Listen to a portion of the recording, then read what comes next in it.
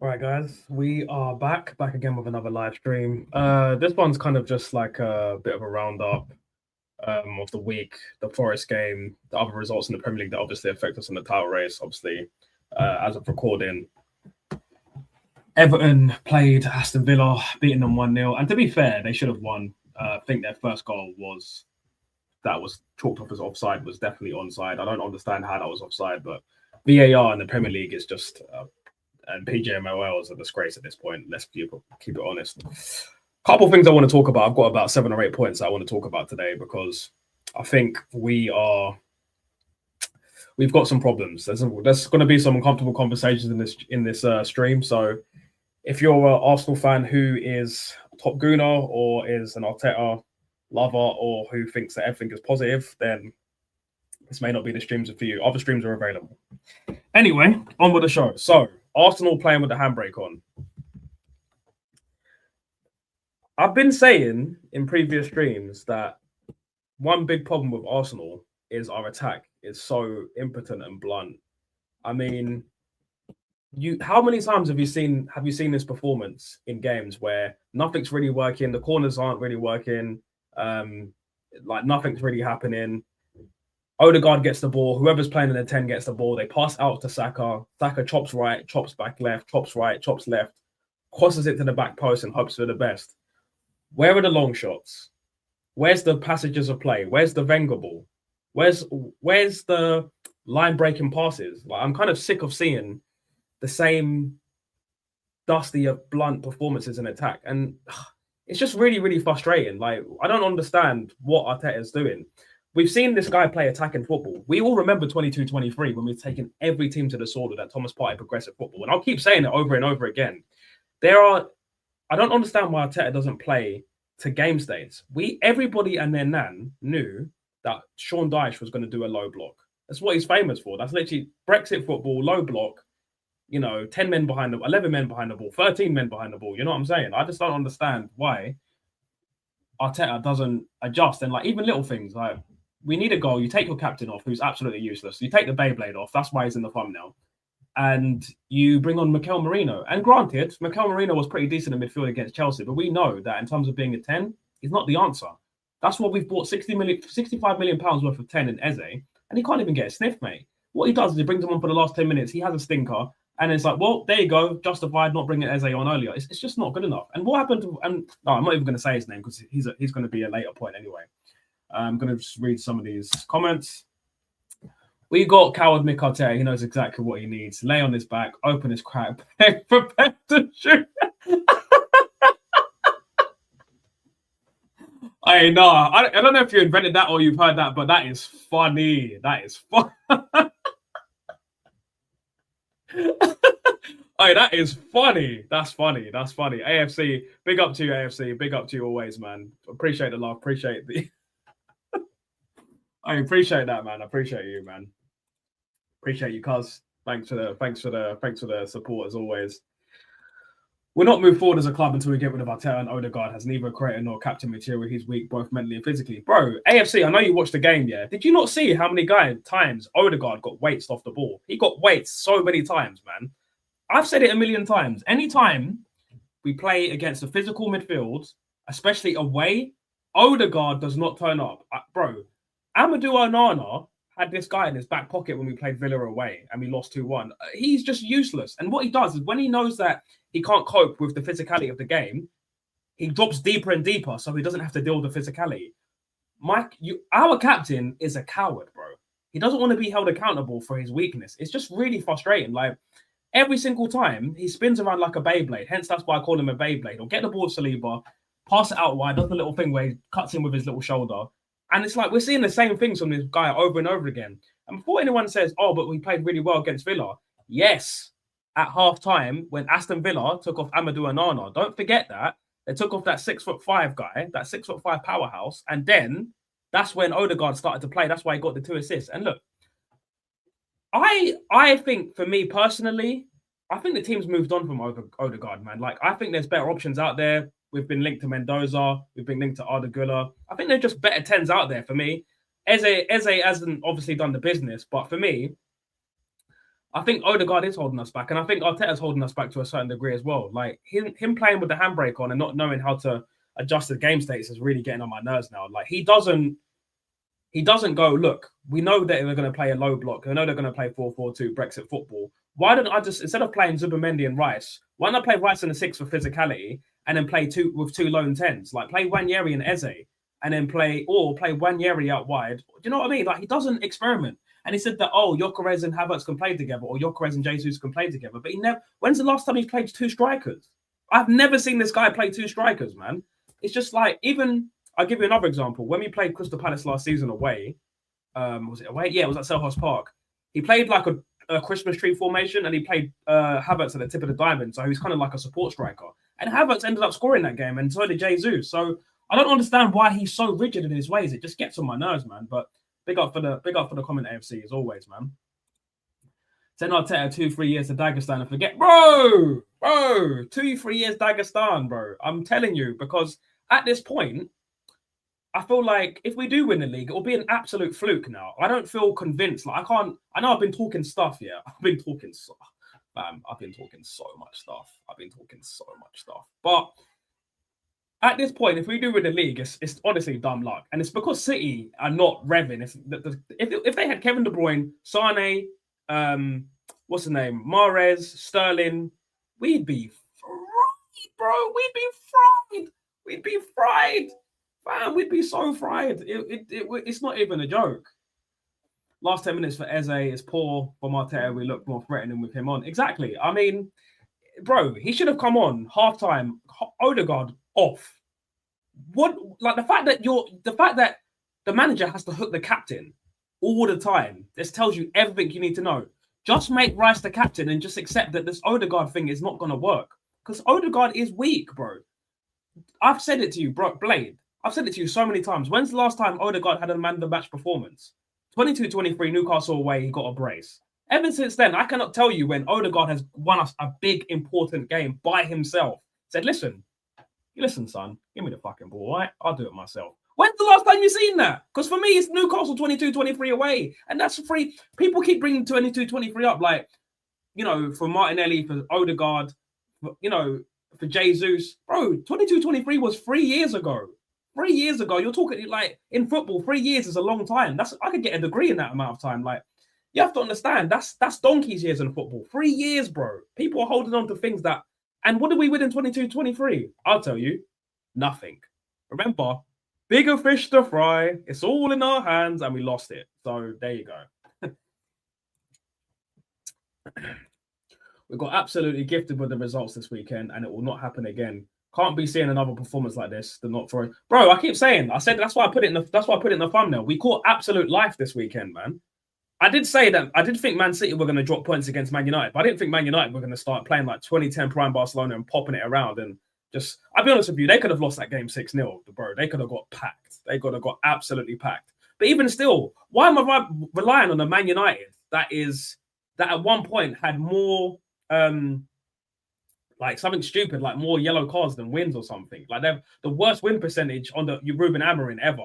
We caught life that Carrick took over that game because I'm not being funny. If Ruben Amorim that game, no Kobe Menu, he wouldn't have paid Patrick Dorgu on the left wing, and he probably would have started Sesko. So let's be honest, we actually caught life in so many aspects. And then obviously Everton taking all 3 points away from Aston Villa at home, a team that went 11 games on an 11-game win streak on some Super Saiyan 2 Team Gohan, like, you know what I'm saying? So we caught life, bro, and that's not going to happen again. We need to get our ducks in a row. Do you know what we need? We need an attacking coach to get these players back into gear because realistically, other than Trossard, who's actually been good this season in the attack, Saka has been... Listen, and I don't want to hear the Star Boys nonsense. This is a fully grown man on 300 grand a week, mate. Ozil levels of wage, Aubameyang levels of wage. If you're on 300 grand a week and you're on my club, I expect you to be world class. I expect you to be able to win a game by yourself. I expect you to be able to do crazy through balls, long shots, or pick up the ball, skin 1, 2, 3 man, and bang it top corner. Because I'm not seeing that from Saka. And look, I'm going to play devil's advocate. I don't completely blame Saka. I think he was overplayed last season and he tore his hamstring. Like grade 3, we all know that, especially for some of the older fans. Grade threes back in the day is what ruined Michael Owen's career. Let's be honest. Like, obviously, the technology and the science has gotten better now, but I just don't think Saka's going to be the same player anymore. I'm sorry. I feel sorry for him, man, because you can see the desperation in his game as well. And I think he's lost half a yard of pace. But even still, man, 300 grand a week, not for me. Not yet, man. Not yet. He's not done enough yet. We need to be winning the Premier League before anyone even touches the 300 bags, you know. But I mean, Havertz is already on 275, so this just goes to show the silliness in this club. But yeah, Egal did a quick match reaction. Forest won, Arsenal won. He even got the score wrong. What is wrong with this guy, man? What is wrong with this guy, man? What is wrong with this guy? I watched a little bit of his video. I watched a little bit of that yesterday. It came up in my feed, and the first thing he done is blame the referee for not giving the penalty. And my thing is, I'll say this: I do think that was a penalty. I don't know how he puts his arm towards the ball. I don't know how that wasn't given as a penalty. But as an Arsenal fan, yeah, as someone in the title race, I can't be relying on Pedro Moel to get me 3 points. At the end of the day, we were toothless. We didn't create enough chances. And let's be honest, Martinelli missed an open goal. So I don't want to be using this excuse of, oh, blah, blah, blah, blah, blah, blah, blah. We weren't good enough. That's what it really comes down to, bro. But yeah, I don't know how he's got the score wrong. Like, nobody scored, bro. That's so embarrassing, man. That guy is, I don't understand how he's, I'm not trying to even be disrespectful, but I don't understand how that guy's got so many subscribers, because his lack of ball knowledge is crazy, man. This Pep-esque football is causing us issues. Look at how Man United play front foot attacking football. Bro, we never effing do that. And this is what I'm saying.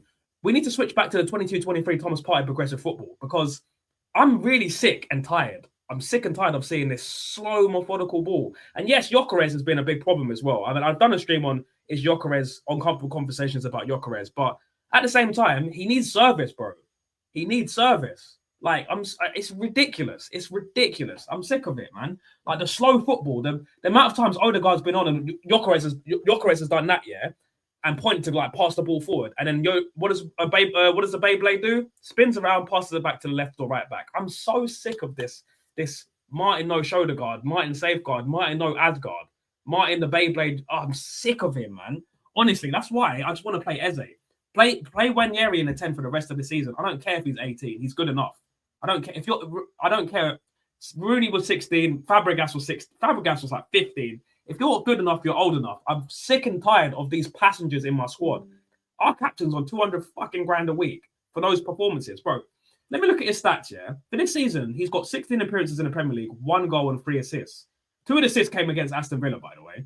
And in the Champions League, he's got 0 goals, 1 assist. In the League Cup, 2 appearances, 0 goals, 0 assists. In the FA Cup, 1 appearance. I'm not going to give him that because he came on as a substitute. But let's look at this. I mean, these numbers, man. And I'm supposed to... And do you know what's crazy? Remember in 22-23, people were saying that he compared him to Kevin De Bruyne. Do me a favour, son. You know. Dagestan. Yeah, send him to Dagestan, bro. I swear to God. Bro! Odegaard slows us down so much, man. So much. It's so... Like, watching Odegaard is so frustrating, bro. It's so frustrating. Like, what do we have to do to... What is Arteta not seeing that everyone else can see? I've watched Shane Gooner. I've watched Dan Potts. I've watched Curtis Shaw TV. I've watched Turkish. Every Arsenal fan with a platform can see that Odegaard slows us down too much and he's not the answer. There are some top gooners out there that still think El Capitan and Odegaard, bro, they're still holding on to 22-23. Too many people are passengers in this squad because of 22-23. The 15 goals that Odegaard scored, you'll never see that again. You'll never see it again. What did Martin Tyler say? You'll never see anything like this ever again. You'll never see 15 goals from this flipping scrub ever again. I swear to God, man. Sure. What guaranteed do we have to win next week? Well, I don't really understand the question. Do you mean what guarantee do we have to win? We win next what? Do you mean are we guaranteed to win next week, or I don't get what you mean by that. Sorry, Black Peter Griffin. But I don't get what you mean. Even in all, what's up, Joking? How's it going, man? Welcome back to the chat. Certain players hyped and overpaid. Yeah, how was Martinelli on 180 grand a week, bro? 180 grand a week. That's an absolute disgrace. Bearing in mind, Luis Diaz has won 2 titles at Liverpool and he was on 50 grand a week. And Luis Diaz is absolutely clear of that fake Brazilian Nepalese fraud, bro. I'm telling you right now. How on earth 180 grand a week? Odegaard, 200 grand a week. And look, this is a controversial thing to say, but Saka should not be on 300 grand a week. He should not be on 300 grand a week. I'm not being funny, but no player in this squad should be on 300 grand a week unless we've won titles and trophies. And the last time I checked, in 5 years, we've won less than Crystal Palace. So there you go. And Newcastle. I'm not trying to hear any player should be on 300 grand a week. And the fact that we've got Martinelli on 180 grand a week, how are we going to shift him? The only way we can get rid of Martinelli now is if we sell it to some Saudi club. I'm hoping Al Hilal or Alcohol can take him for like 50 million so we can use him to go get another left winger. My first choice is Rafa Leao.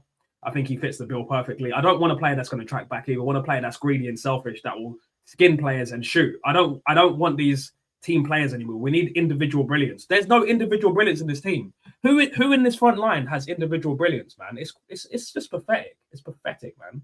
I'm sick of it. No guarantees. United are playing completely different football to Amarin. Saka's been dead. Gyökeres looked like he bus running. Bro, Gyökeres, man. Yeah, I don't think... I honestly... I spoke to one of my boys earlier, who's a bit of a top gooner, and I'm going to call him out again. Giorgio, you're too positive for my liking. But the fact of the matter is, Saka's not been good enough, man. Like, Saka's not been good enough. His GA is awful at this season. And again, I'm going to play with devil's advocate. I don't completely blame him. But I think for me,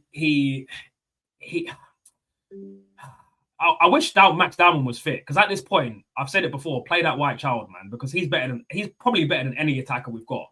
I'll be honest with you. Him and Wanyeri, I said it last season, play the black and white children, man, because they're so much better than anything we've got up front. Like Gyökeres, man, he looks like he's just come out of a liquor store in the Bronx wearing Timberland boots. The way this guy runs around, man, and I thought it was fast. When I watched the videos of him on YouTube, he was rapid, and now he barely looks like he's got 80 pace on FIFA, man. Honestly, we're so fried, bro. If we lose to Man United on Sunday, I want this manager gone, bro. Honestly, I don't care if they've got new manager bouts and Michael Carrick's playing tiki-taka. If this manager doesn't win this league, I swear to God, man, the generational crash out. Oi, big up, mate. Gyökeres would get better service on the moon, bro. Honestly, like the problem with Gyökeres, yeah, is that he has two problems. One, I don't think he does enough to get himself in the game, and he doesn't do enough for the team, in my opinion, in terms of like dropping into midfield, spraying it, and like, you know, getting himself about. But at the same time, you signed an old school number 9, old fashioned centre forward, and you're playing him like he's Havertz. Like, he's not Havertz. And also, our wingers aren't used to a focal point. So it's just wrong, man. It's just wrong, man. It's just so wrong. The captain being happy about being subbed on at 60 minutes is very telling. Odegaard, bro. I mean, I've already ranted enough about Odegaard. I just think he's just not the answer. That's just the fact. He's just not the answer.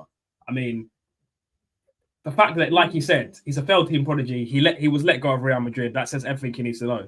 The difference is between Endrick and Odegaard is that Endrick will come back to Real Madrid and play and eventually end up playing, whereas Odegaard was loaned out and they let him go for 30 million. That's the difference. So I just personally think that we need to move on from the Odegaard thing, man.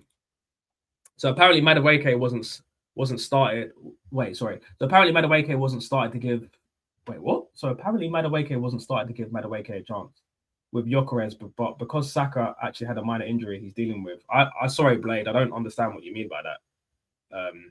Yeah, sorry, I don't get what you mean by that.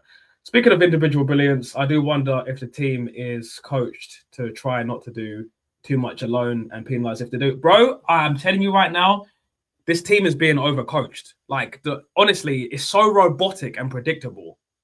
When Saka and Martinelli, especially Martinelli, get the ball, I know exactly what they're going to do. It's so infuriating watching Martinelli be on 180 grand a week at my football club with those performances week in, week out. Because not only his performances subpar when he plays in the Premier League, in the Champions League, he's great because he gets space in behind. That's when you see the best Martinelli, because when he can run into space and be a road runner and be an instinctual player, that's when you see the best of him. But when he actually has to use his game IQ and use his football IQ, you don't really see much from him. So in terms of the individual brilliance, let's be honest. Who in the team is the closest thing to individual brilliance? Eze doesn't get a start. Wanyeri can barely make a match day squad. To be fair, Max Dalman is injured, but even still, Max Dalman should be starting. Max Dalman can start. In my opinion, Max Dalman can start over Saka. in the what 5 appearances I've seen him, the reason why he's called the Chelmsford Messi is because he's just, you know, those players that when they're on the ball, yeah, you just know they're going to do something. He's inevitable. He is freaking inevitable. He's such a talent, man. I haven't seen a player this good, this young since like Owen, Rooney, Fabregas. And I'm not over, and I'm not one of these people to overhype my players because I'm just not that sort of person. But honestly, he is unbelievable. He is unreal. But because he's too young, because he's 16, he's too young. I don't care about that, man. If Max Dallman and Ranieri can lead us to a title, then boy, it is what it is. But I'm not the manager, so whatever. Like how Odegaard doesn't go for long-range pingers anymore. Yeah, when's the last time you seen Odegaard shoot from outside the box or just like be brave and just like shoot? And this obviously, and another thing that annoys me about this guy is this guy has no right foot, man. You're a professional footballer and you can't use your right foot. You'd rather chop back on your left and pass it. Yo, you don't want to take the responsibility. You don't want to take any responsibility, and it pees me off. What are you saying? What are you saying, Sarge, bro? What are you saying, brother? Yeah, man. I'm just doing a little accountability stream. I can hear you. I know. You, bro. You've been moaning for the last 2 streams, bro. You're a point up. Look, it's not about. You're a point up. It's not about being a point up. I know. I'm just trying to lighten the mood because it's heavy. That's what I'm trying. Look, once I'm finished ranting, I'll calm down. I've got some positives to talk about as well. Don't worry. Let me cook, man. Let me cook, man. Gyökeres is built like a Teletubby. Yo, some of the stats I read about Gyökeres this season is crazy. You know, in the last 20 games, 13 of them, he's had no shots on target. Oh, bro, don't piss me That off. is a mazza. Joking.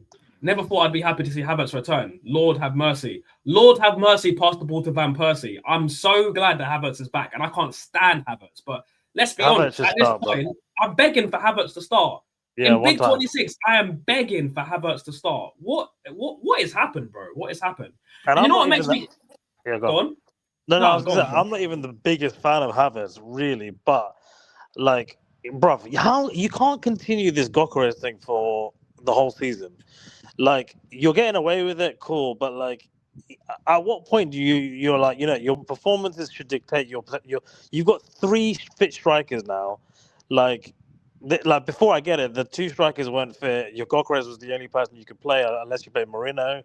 I would even play Marino ahead of Gyökeres at the moment. Like, it's just Arteta needs to literally get his finger out, stop picking favourites. Like, he's got to get Saka to start scoring. Like, Saka's stats are ridiculous. Madueke hasn't got a goal or assist in the Premier League this season. Nope. Like, we got to talk about it. We got to talk about this Arsenal attack properly. Like, all of them have not been firing. I mean, look. What's your name? Dimin Z. We had a different record when Odegaard was injured. Yeah, I mean, the fact of the matter is, I don't want Odegaard. I loved it when Odegaard was injured. I think we played better when Odegaard was injured. I mean, the problem is that Odegaard is so slow, and saying for him to start is, but he's the captain. But he leads the press. So he should not be captain, man. So what? He shouldn't have been the captain. He is the listen. I've been an Arsenal fan for 30 years, bro. Since I was 3 years old. I've been an Arsenal fan. No, 29 years, I've been an Arsenal fan. Let me say this. Odegaard is the worst captain I've ever seen in my life at this football club. He doesn't inspire me he doesn't strike me as the leader. He's not the best player at the club. He's not, I don't even think he's like got the highest game IQ. How long has he been captain? He's been captain since 22-23. So he's led your team to... He's basically the only I reckon he's in terms of trophies won as a captain. Because I read a stat, like, basically, because Odegaard wasn't there for the FA Cup win for Arteta. He's won nothing. No. As captain. He hasn't won anything. You know what I'm saying? If we win a league this year, then God is an Arsenal fan. Bro, if we win a league this year, I don't even think God is an Arsenal fan. God is not an Arsenal fan. I keep it real with you boys. God ain't an Arsenal fan, bro. God is not an Arsenal fan. God is a Man United fan. I'm telling you right now. Well, only for this weekend. But then Villa ruined it. We got to talk about Villa, bro. Come on. We got to talk about Villa. Let's talk about Villa for a bit, man. Okay. Give me your thoughts. Well, I watched the highlights of the game. I didn't watch the full game because I was busy doing stuff. I'm not watching that game. I just saw it. Yeah, go on. Tell me what you think. I think Everton were robbed. I know they won, but they were robbed. They were absolutely robbed, man. Like that first goal was not offside. That first goal was not offside. I watched it back 3-4 times. I'm like, how was this offside? It's literally not offside. The person who scored the goal, I can't even remember Barry. his name. No, not Barry, not the person who scored the goal, but who scored the offside header. Oh, I didn't see it. Okay, yeah. I think his name was. Hold on, let me just check. His name was. I think it was Nathan Peterson. Bro, that was not offside. I watched it back about 7 or 8 times. I don't know. Luckily, Everton got all 3 points because otherwise they would have got robbed, man. And I think this PGMOL is just getting on my nerves, man. They are so inconsistent. It's ridiculous. Yeah, I mean, in terms of a result, I mean, I just can't believe that a game like this. I mean, it's not like Everton have come in with a huge amount of form. I just don't understand how you lose to Everton on such an important game. It's an important game, man. It gets them 3 points. It gets them 3 points within Arsenal. So the fact that they dropped points. Like the mentality should have been win at all costs. This is a final. If we don't win this, we're not. It's just to lose it. I mean, fuck winning. To not even draw, that's just unacceptable. That's sackable. Just if there's any more confirmation you need that Arsenal are favourites, then this weekend is it, man. Because there's no way you lot should have been a point up. Yeah, honestly. Honestly. I don't know how we're 7 points clear.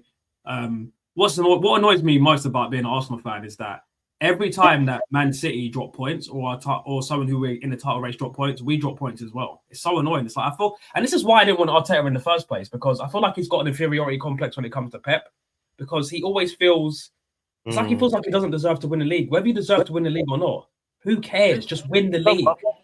But that's the thing. You hired a manager under the credentials that he is basically a mini Pep. That's the premise of the hire. So of course you're going to have to accept that there's inferiority complex. There's no denying that. But I think the frustration that a lot of Arsenal fans have is he should have won something by now, given the Pep credentials, right? So it's almost becoming like, maybe this is the year. But even if he does win it, I don't have full confidence that he's going to win it again, based on how this season's going. Because there's no way Liverpool, City, Chelsea are going to be this poor again. It's surely not. And here's the thing, bro. Here's the thing. Do you like? I want to ask you this question as a Man United fan. Would you start Ranieri in Odegaard's position for the rest of the season? Well, I was just gonna say, I'm reading some of the comments as well. So big up Blade, big up Jerky. I'm just thinking, like, because obviously I hear what you're saying, but you haven't really, like, of course you brought Eze in, but Eze is not really, in that position, regularly. I don't think he's got a real identity at Arsenal just yet. You haven't really got. This is what I mean about the January transfer window and why you need to be stronger in these windows, because Odegaard isn't under that much pressure. He's not under any pressure. Compared to Gokeres, Gokeres knows he's got Jesus Havertz ready. Yeah, and Marino as well. And Marino. With Odegaard, he's like, yeah. I mean, Arteta might start Eze, but is Eze going to be at that much better in over 90 minutes? Probably not. So he's got no pressure. But a player like that, Arsenal captain, should not need pressure. He should be delivering. In my opinion, and I've read a few videos about this. So I wanted to throw a question back to the group and everyone. I think it's a system issue. I think it's a coaching issue, and I think it's a system issue, because you look at, for example, how we played yesterday with some of the clips against City, and I just think sometimes it's the manager. When you've had a manager for this amount of time who's so used to doing the same thing over and over again, not switching it up, I think that these players potentially are not clicking. This attack is just not clicking with the system. Yeah. We need to look at the system. We need to look at the system. Like, are we, with Declan Rice and Zubimendi, do you guys really need 2 DMs? I don't think so. Right? As good as Zubimendi is. I've been saying this, especially as good as Zubimendi is. But the problem is you don't have that player to replace Zubimendi and go up front with Odegaard, right? And kind of like jiggle around. And Marino could be that player that kind of goes a bit more forward. But again, I think you're light in midfield in terms of attacking options. Absolutely. So, Absolutely. so how's Arteta going to address that? Does he even see if that's an issue? You know, I don't know. he's got. I mean, he's got to look at he's got to look at that Forest game and think, "Fuck, man, where was the inspiration in midfield coming from?" Like, because it wasn't coming from Martinelli. It wasn't coming from Martinelli. Why Trossard wasn't playing, I don't know. I think Trossard would have finished that Martinelli chance, for example. Mate, Martinelli couldn't finish a wank, mate. He couldn't finish a wank. He couldn't beat an egg. Honestly, I'm so sick of seeing this fake Brazilian Nepalese winger, man. The fact that he's ill still at my club makes me sick. And you know what? To kind of follow on to this, to reply to this comment, and to kind of, because it links to what you just said. The 22-23 season, we played with freezing, and now the shackles are on. I just personally think that Arteta is very insecure about bottoming the league against Pep in that year, because let's be honest, when's the last time you've seen us play expansive, open football? Oh, it's been a minute, brother. I'm being real with you. It's been 3 years, bro. It's been 3 years. And look, the only reason why we lost in 22-23, nobody talks about it, but the only reason why we lost is because Saliba and Tomiyasu got injured in the same game in the Europa League, and then we was playing Rob Holding and nonsense in defense. Yeah. Other than that, we could have still won the league, bro. People forget that. And if we had squad depth, like if that season we had like Hincapié, Timber, and then we had like and we had Gyökeres in that season playing that football. Yep. We cook. Trust me, I'm telling you. I'm not gonna keep. I do think Gyökeres is probably not as good as I thought he was gonna be, but I definitely think. I'm sorry, the system is not helping him at all. I'm sorry, man. I think also you need to think about the fact that I don't think it's a coincidence that Man City's attack is not firing either. So I think if you look at Arteta and Pep's system and tactics, it's potentially outdated now. You know, I think teams are figured them out. Defensively, teams are a lot stronger against Man City and Arsenal, whereas before, Man City and Arsenal would be winning 4-5-0 every other week. We'd be laughing. We wouldn't even be talking about Arsenal lacking goals. I think the league has got way more harder. You know, so we've got to put that into perspective as well. Things are changing. But that's not an excuse not to play good attacking front foot football. Like, the way we played against City is how I expect every team to be playing. You know, so I don't understand. Like maybe, and I'll tell you why. The only isolating reason is Michael Carrick came in. He brought Kobe Mainu in midfield, and he just basically told them, "Look, fuck it, just go and play with freedom." And sometimes that's what players need. Yeah. And I think Arteta and Pep's management style, they're too strict, man. Oh yeah. Like they're just. Arteta and Pep, they're like that. You know that dickhead substitute teacher that no one wants, who's not even a real teacher. That's what Arteta and Pep are. Like the students don't respect them because Arteta's. I don't think Arteta's won the ball. Do you think there's a bit of a disconnect with the players? Like, I think, you know, let me show you something. Yeah, let me show you something. Hold on. And Martinelli is definitely not Brazilian, bro. He's on par with Anthony as the worst Brazilian wingers I have ever seen. He's rubbish. He is so rubbish, man. Look, audience, let's look at this. AFC, you're talking facts. That's not even 5 years. I would say 10 years. Last decade. Look at Rice. This is someone who should be the captain who's fed up with this bullshit every fucking time. This is the shit that someone as good as Declan Rice should not be dealing with. Look at the captain. Look at the person who's next to. Look at the person who is his leader. Let's not forget that whether it's a small boy or not, Declan Rice is still a European trophy winner. Yeah, he was a captain at West Ham at like 22 or 23. Put someone. Is he the England captain? Is Rice the England captain? I think Kane is the England captain, but I think Kane's the England captain. But let's be honest, Rice could easily be the England captain as well. Easily, and to be honest with you, if he's given it after Kane goes, then I think that puts even more pressure on Arteta to give it to because it's mad. Like, and you look at performances like the performances against Real Madrid. I've never seen an Odegaard performance like that compared to a Rice. No. You know, Rice does it week in, week out. He pulls you out of the mud. Odegaard, I just think he's just low. I think he's low on confidence, man. Yeah. I think it's a system issue. Yeah, I agree. I think there's so many things like how that Martinelli is still in this squad after this amount of time. I think, in terms of players that I think we've moved on from, Odegaard, Martinelli, like these two players, as we've evolved past them, they are not good enough. They are not good enough. Like for me personally, they hold back the team. I think Trossard, he's a good rotation, but even him, he should not be starting at my club. He's good and he's been our best attacking player this season, but we need elite now. We need a player where you're like, I don't really find like when the right back sees that he's fit, they're like, oh, this is gonna be a long day, fam. This is gonna be a long day. That's what we need. Because Trossard doesn't have the pace to be a winger, but he does his best because he's a player with high game IQ. One player I wish you lot had this season that would have made a difference. I reckon Cole Palmer would have made a huge difference for you lot, man. Yeah, probably. Palmer. But under Arteta, it'd be rubbish. Under Arteta, it'd be rubbish. Yeah. That's the problem. There's so many players that I want, but under Arteta, they'll just be rubbish.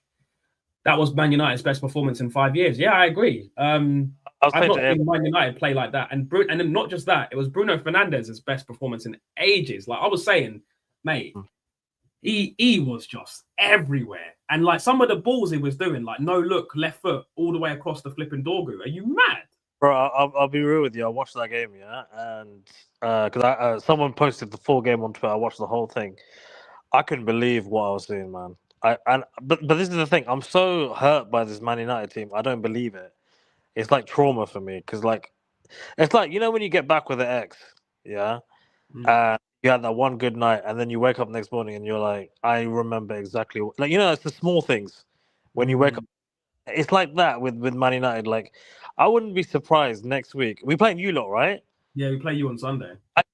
As bad as you lot are playing, I still think you lot will beat us. You think so?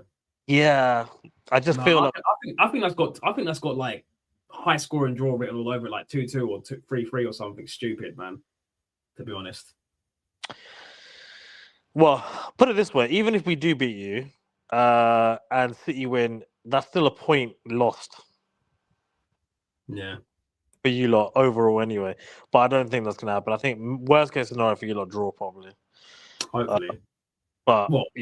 Well, hopefully we win, but I'm not going to hold my freaking breath, mate. Who do you think will be a good replacement for Arteta? I think for me, there's only two candidates for me: Hansi Flick or Luis Enrique. But Luis Enrique is my first preference.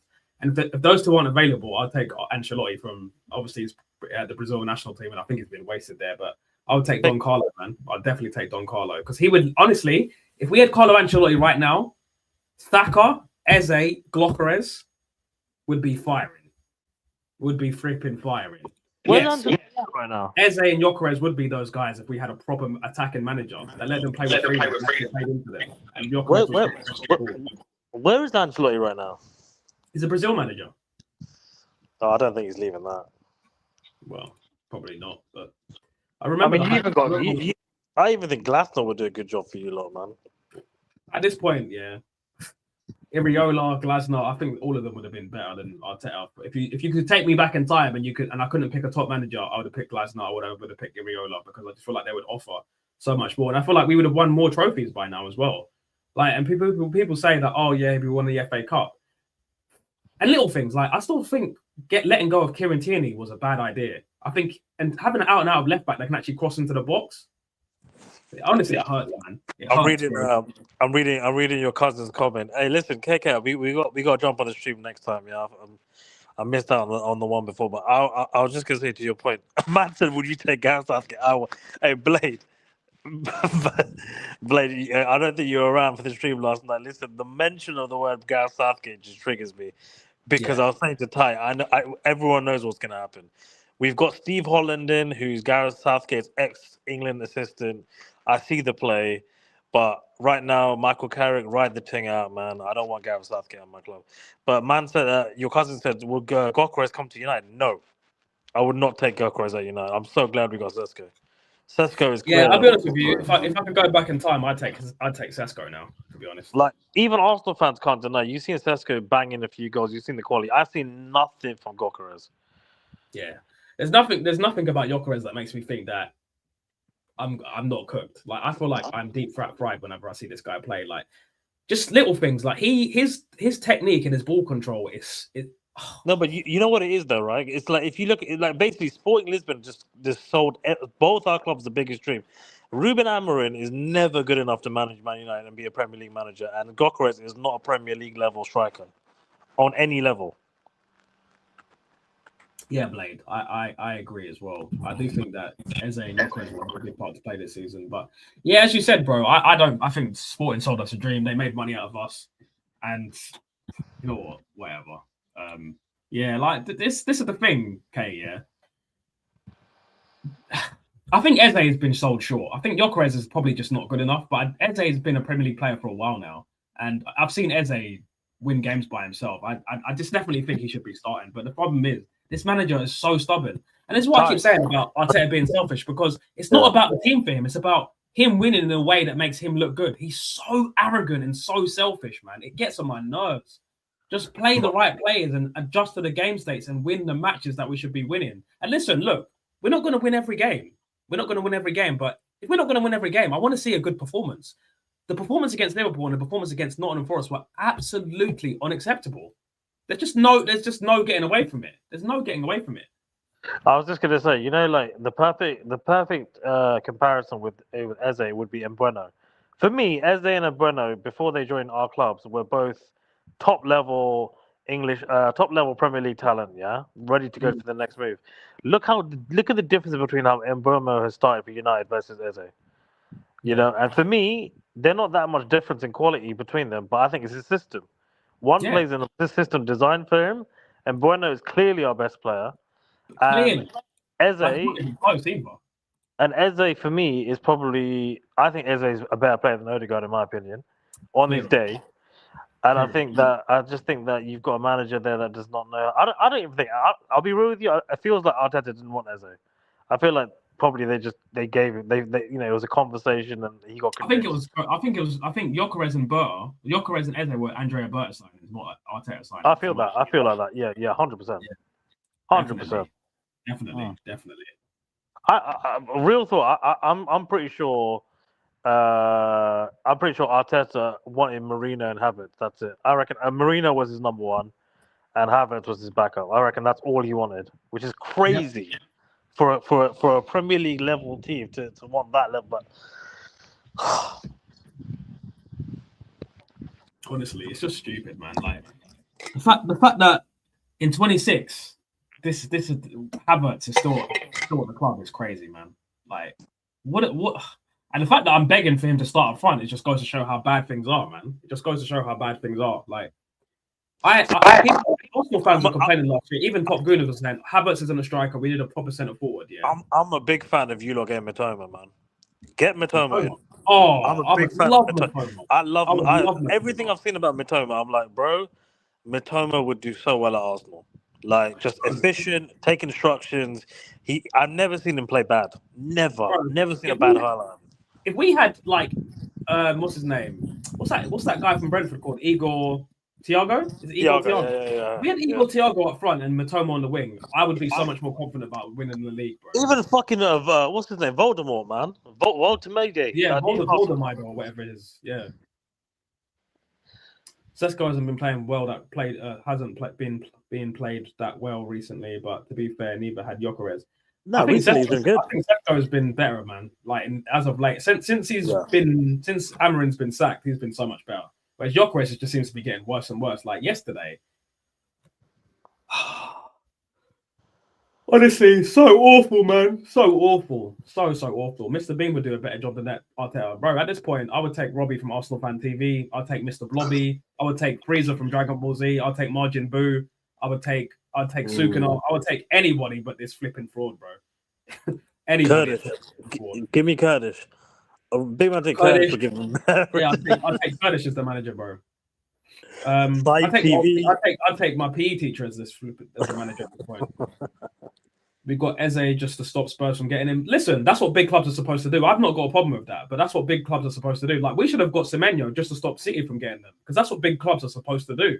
And you know what? Semenyo asked to come to Arsenal before he signed for City. So there's just no excuse. There is no excuse. He called Arteta and said, yo, I'm an Arsenal fan. Can I come play for the Gunners? He said, we can't guarantee any starts or over Martinelli. You're telling me you cannot guarantee a start over that flipping Nepalese fraud?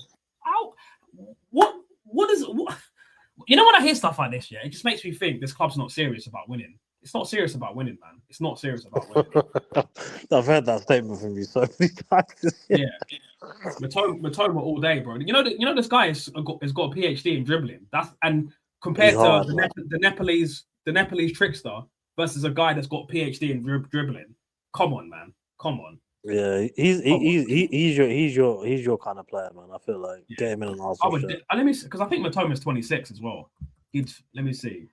He just looks like a brother that just doesn't age either. Like I feel like he'll look after his body. Yeah, Asian don't raise him, bro. He's actually 28, you know. He's actually 28, but I still say take him because you can get 3-4 years out. 30 million.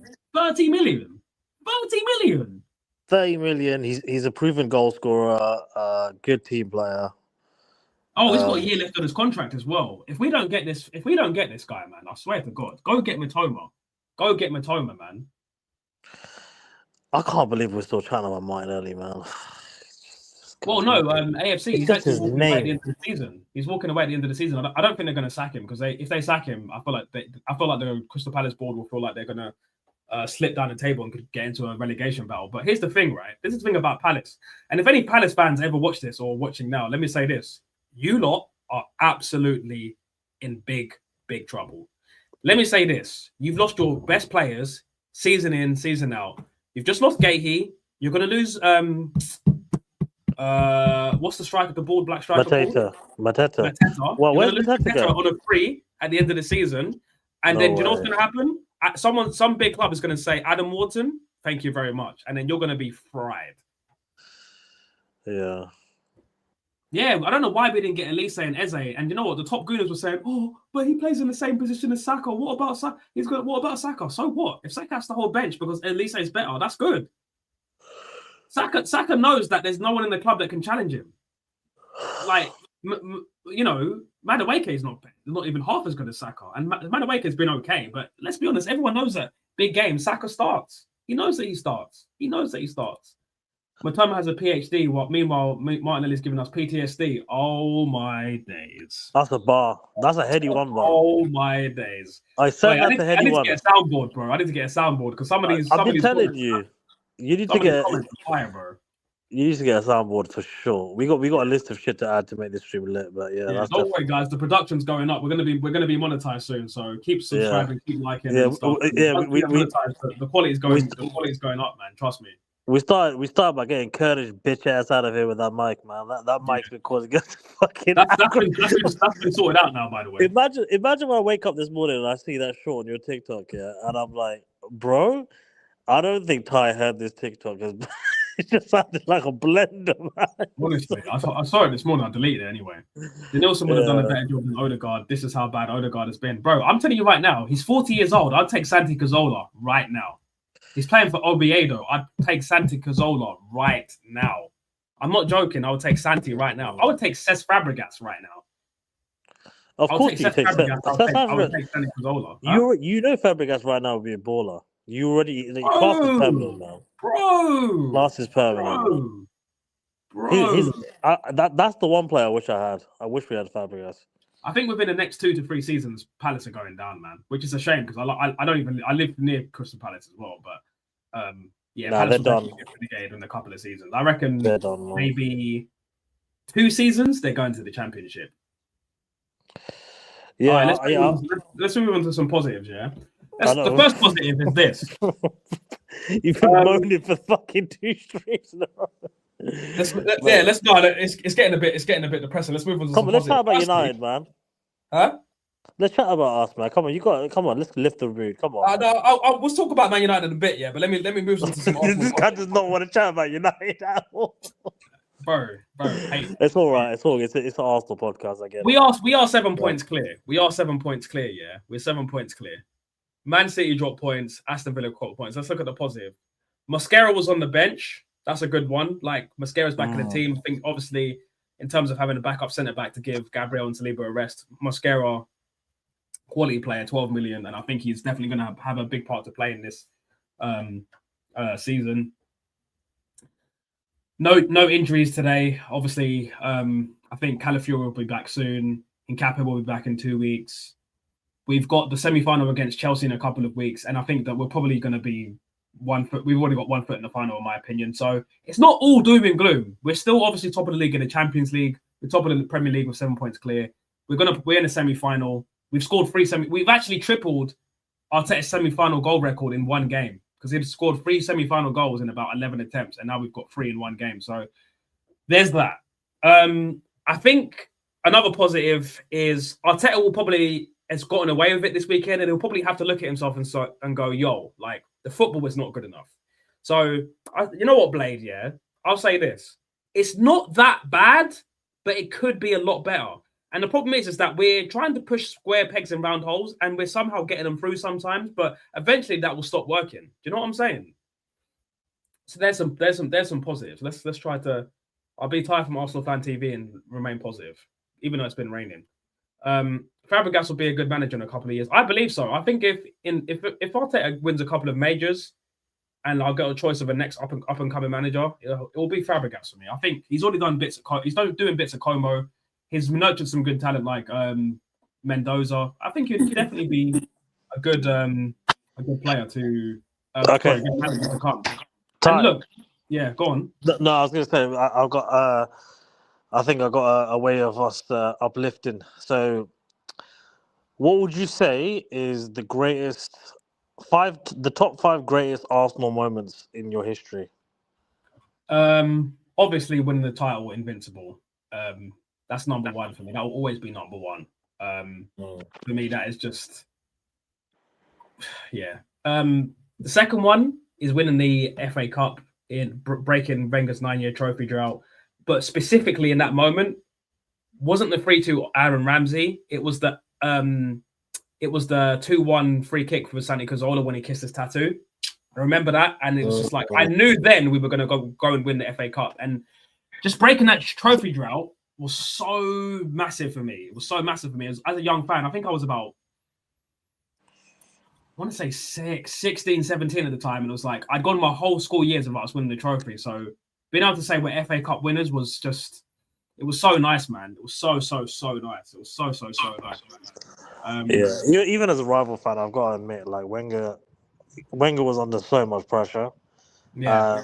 And, for someone that's done so much for football, it's like it just wouldn't feel right if Sir Alex Ferguson went through that. You know what I mean? So yeah, that's definitely up there. I would have thought that getting to a Champions League final would have been up there. Yeah. I mean, no, just to be getting to the Champions League final was not a good memory for me because we lost it ultimately. No, but as in just getting to, it's still an achievement, right? To get to a final. Yeah. There's problem is, you played a prime Barcelona team, which is not. Yeah. The problem is, bro, in terms of things I've actually seen as an Arsenal fan, there's not very many moments that I can say. Like, obviously, winning the league in 2002 as well was good. White Hart Lane, come on, man. Winning the league at White Hart Lane, winning the league at Trafford. But in terms of obviously not doing research, but moments I've actually seen, there's not really that many. Winning league at Trafford, winning league at, we've won it at Anfield as well and Stamford Bridge. So, I wish I was old enough to have seen us win it at Anfield on the last day of the season. I mean, that would just be crazy. Winning it on goal difference in the last kick of the game. I think people, because it's not part of the Premier League era, people don't count it as like a big Premier League moment. But honestly, that was probably bigger than the Aguero moment as well, to be honest. Who's been Arsenal's most exciting signing in the last 10 years? Ozil, by far. Really? By far, bro. Yeah. I remember when it got announced, it was on deadline day, and then the guy was like, Arsenal signed Mesut Ozil for 42.5 million, and all the Arsenal fans were jumping outside the Emirates. And I remember, before we signed him, the day before they signed him, the commentator asked Wenger, like, are you going to sign anyone? And he goes, well, I think I have a little surprise for you. And I was just like, I remember that. What are we going to get? And then I just see, and you have to understand, at the time, Mesut Ozil was my favorite player on the planet. I don't think it's just that. I feel like you had a reputation of being really tight, and never spending money. And the fact that you actually spent money on, someone, and I think you broke your transfer record for you, So yeah. But Ozil, I don't think he lived up to the mark. If I've been honest, he didn't win enough. Yeah. Anfield '89, definitely agree. Obviously, I wasn't old enough to see that. Invincible. 98 double, winning team over 0-2. Wenger getting sacked is crazy. Wenger getting sacked, that is.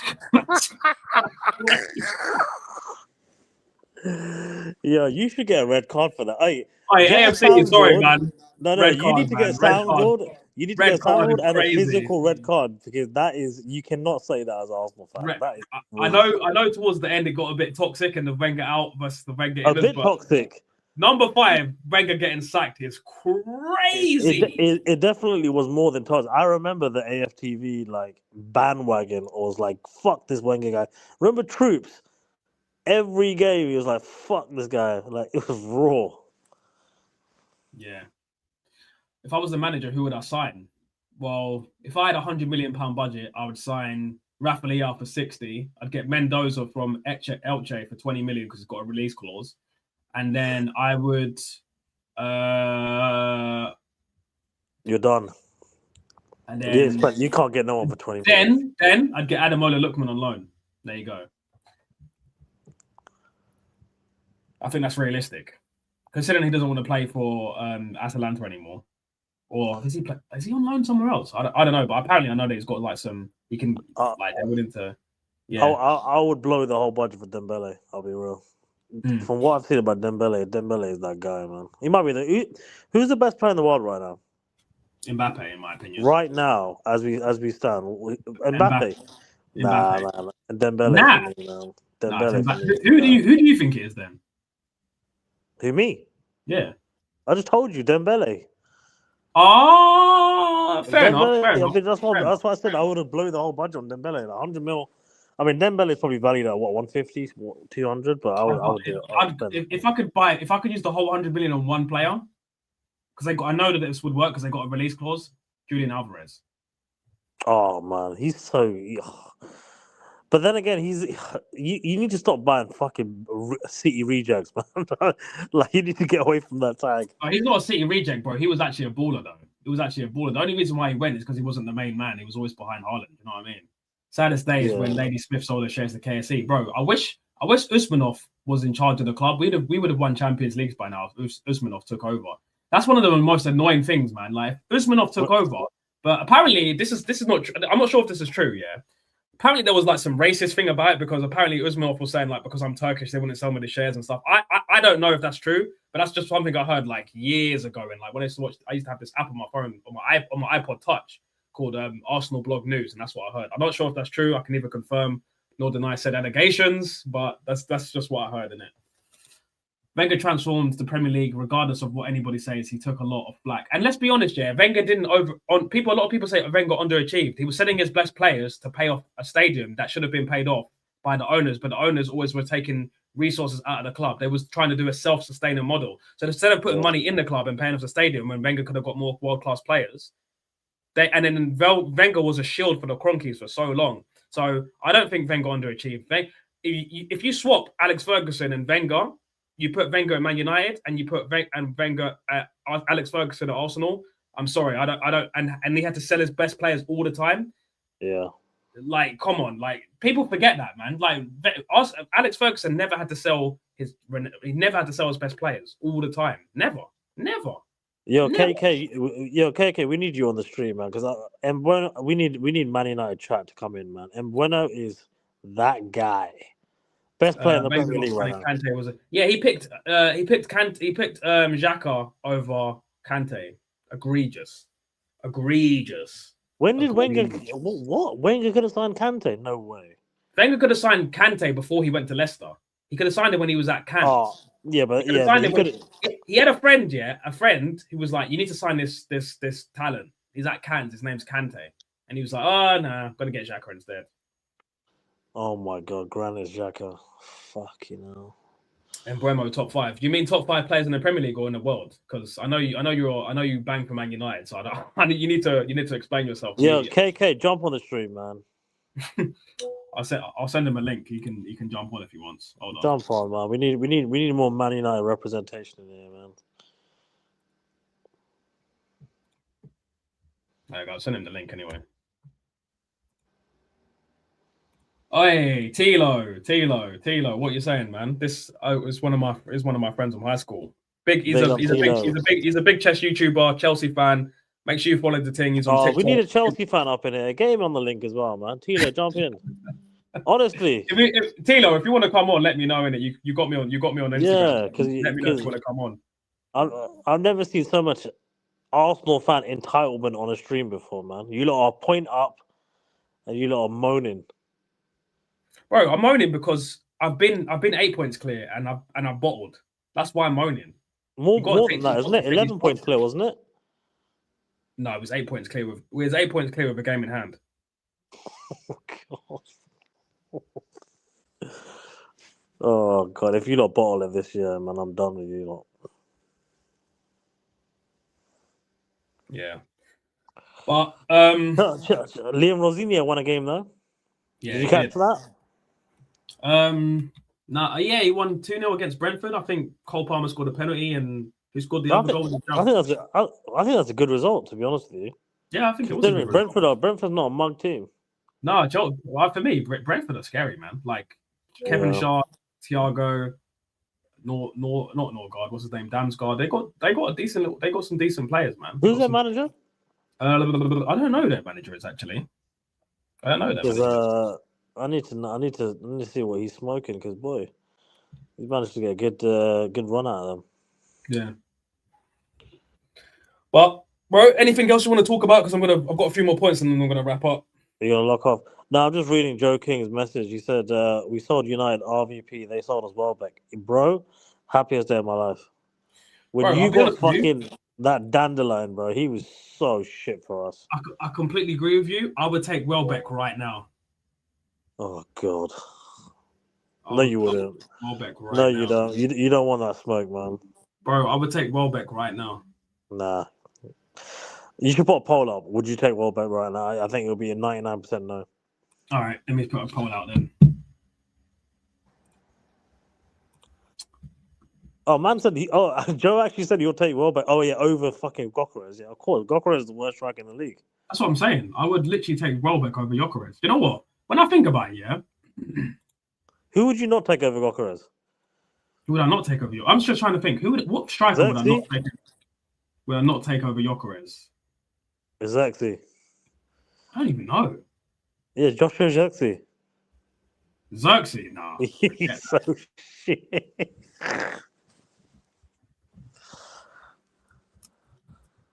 Would you take Welbeck over Gyökeres right now? Would you take Prime Emil Heskey over Gyökeres? Prime Emil Heskey, obviously. Oh, you rate him? What, Prime Emil Heskey? Yeah, God, he's shit. We baited United into signing Xerxes. Wow. That work? Is the poll out? Yeah, but Joe, you can't claim that assist, man. That was a Erik Ten Hag. We baited United into signing Xerxes. Yeah, we did, but that was the Dutch connection. At the end of the day, mate, I'm just really worried about Gyökeres, man. Like, I can't see him improving anytime soon unless the manager changes or the tactics change. I can't see it, man. I can't see it, to be honest. I can't see it. Oliver Glasner to Tottenham, that would actually be really good for them. I think that would be insane, in my opinion.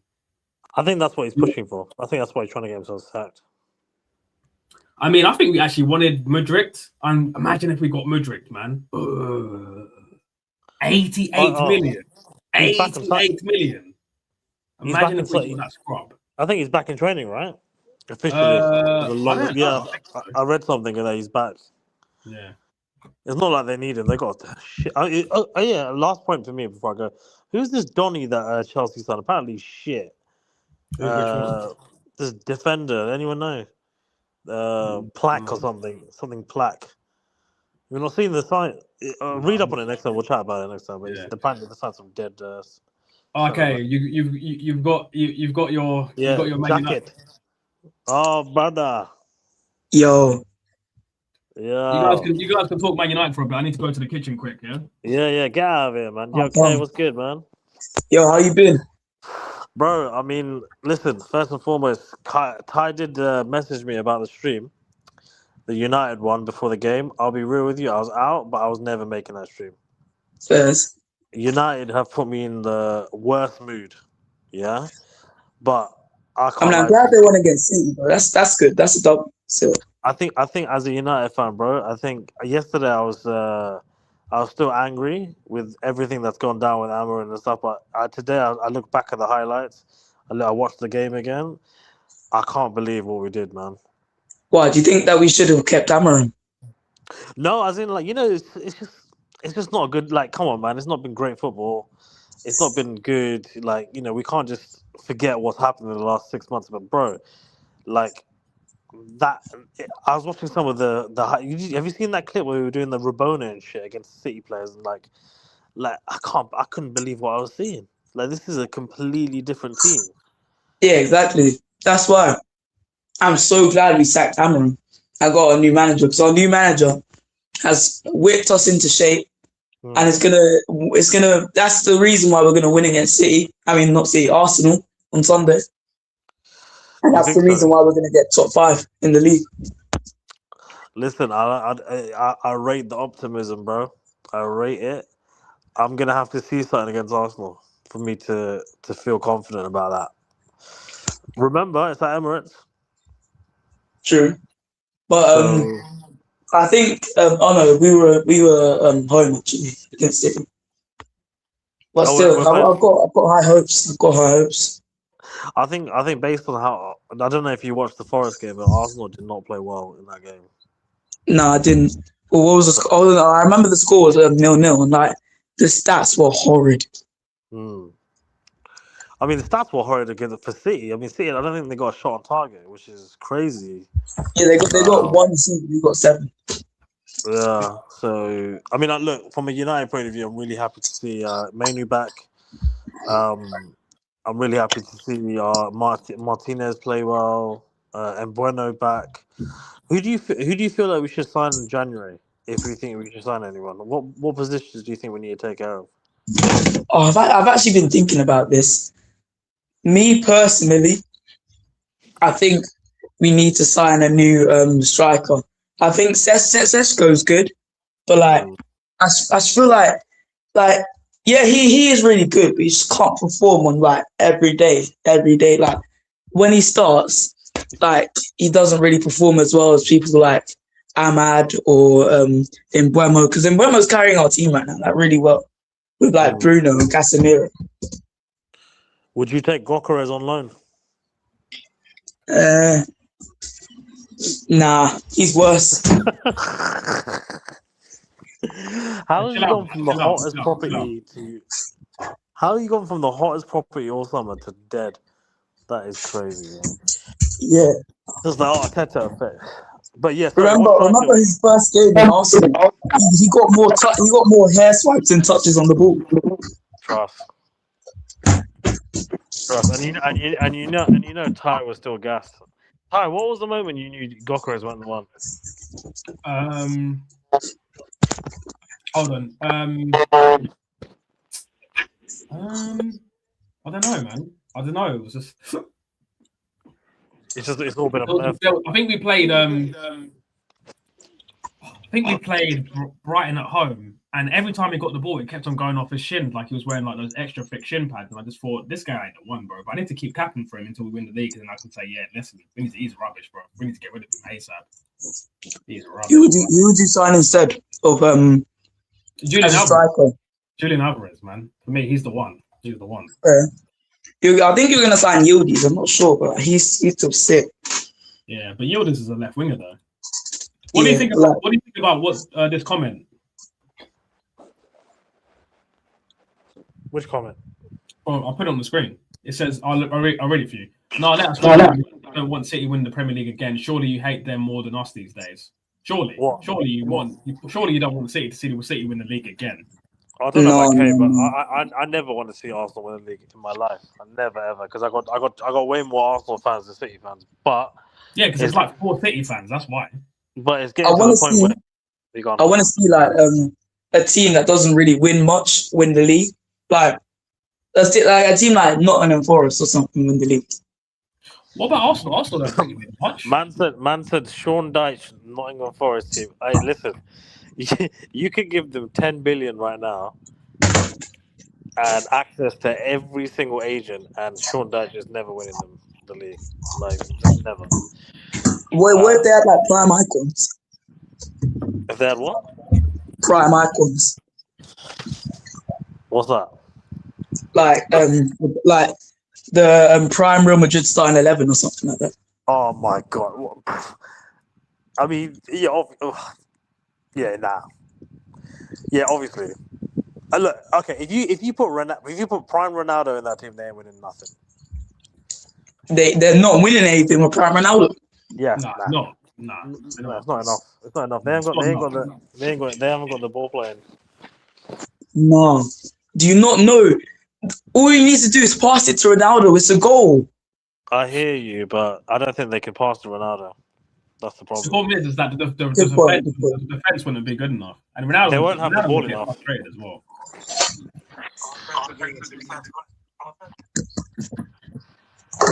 I'm saying. Yeah.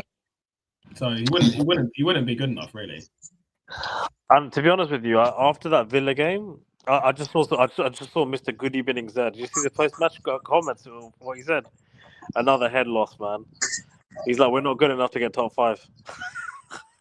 Think. You lot. Before I wrap up here, I want to ask you guys in the chat a couple of questions. Usual questions, but I usually ask every couple of weeks. I usually ask this question. So, first question is who do you think is winning the title? I'll start with Kay first, and then you can ask the next side. Either sadly Liverpool or City. Boring answer, but I just think that's the way it's gonna go. Sadly. You think Liverpool or City are winning the league? Yeah, Arsenal's obviously coming first. That's tradition. Maybe Chelsea third, United fourth. Wow, Sarge. I think it is Arsenal's league this year, but I think it will go down as the worst football ever played to win a league. Yeah.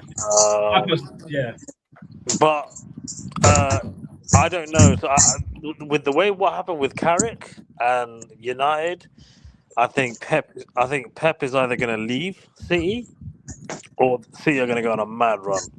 Yeah. So I don't know. No, City was Pep was crying as well after the fucking loss. Bro, I bet you couldn't believe it. I don't think any Man United fan ever thought that we would do that. Yeah, I thought we were losing. Joe said City. PJ Mel making sure we don't get too far ahead. I predicted City to win the league at the beginning of the season.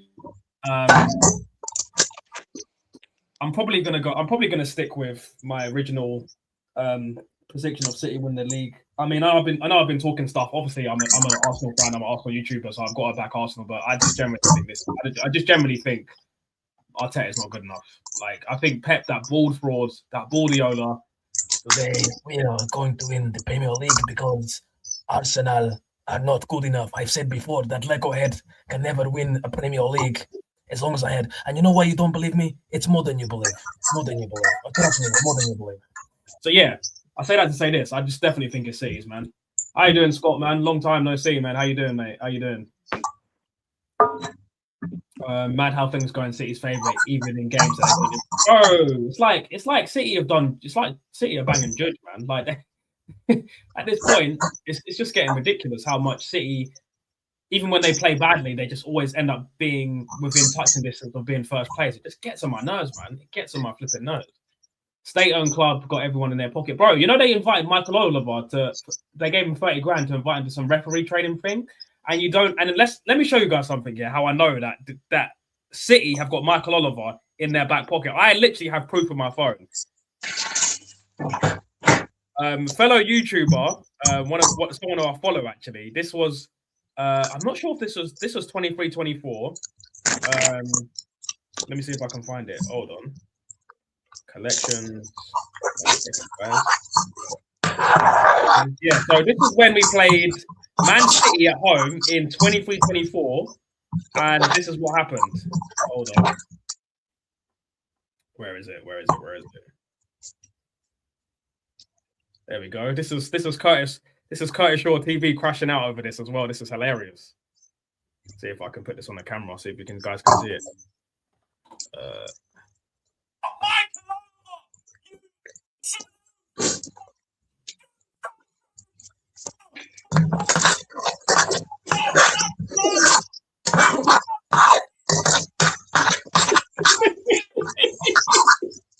I remember basically Kovacic basically tackled Duncan Rice on the back of the hill. He was on a yellow, and it was a clear yellow card. And Michael Oliver didn't give it, and and at the end on the PGML thing.